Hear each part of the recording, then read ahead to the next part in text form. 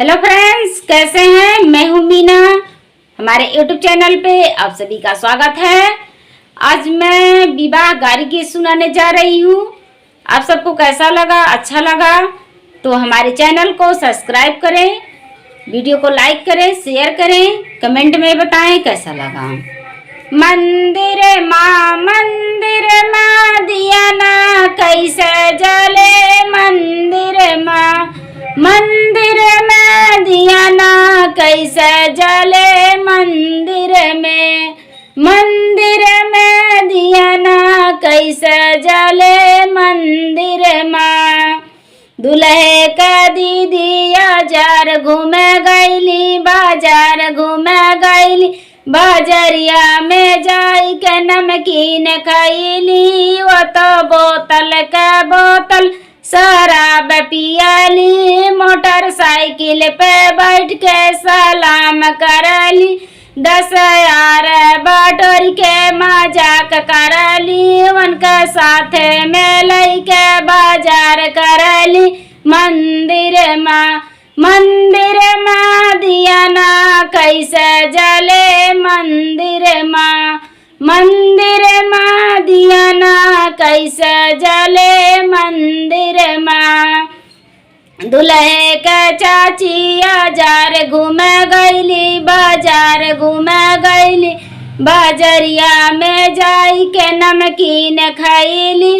वो तो बोतल शराब पियली, मोटरसाइकिल पे बैठ के सलाम करली, 10 यार बटोरी के मजाक करली, उनके साथ में लैके बाजार करली।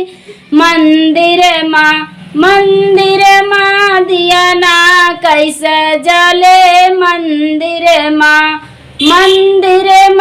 दिया ना कैसे जले, मंदिर माँ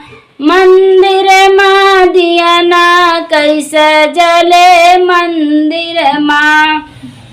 दुल्हे के बुआ बाजार घूमे गईली, बाजार घूमे गईली, बाजरिया में जाई के नमकीन खैली। वो तो बोतल शराब पियली, मोटरसाइकिल पे बैठी सलाम करली, 10 यार बटोरी के मजाक करली, उनके साथ में लैके बाजार करली। मंदिर माँ दिया ना कैसे जले, मंदिर माँ दिया ना कैसे जले, मंदिर माँ दिया ना कैसे जले, मंदिर माँ।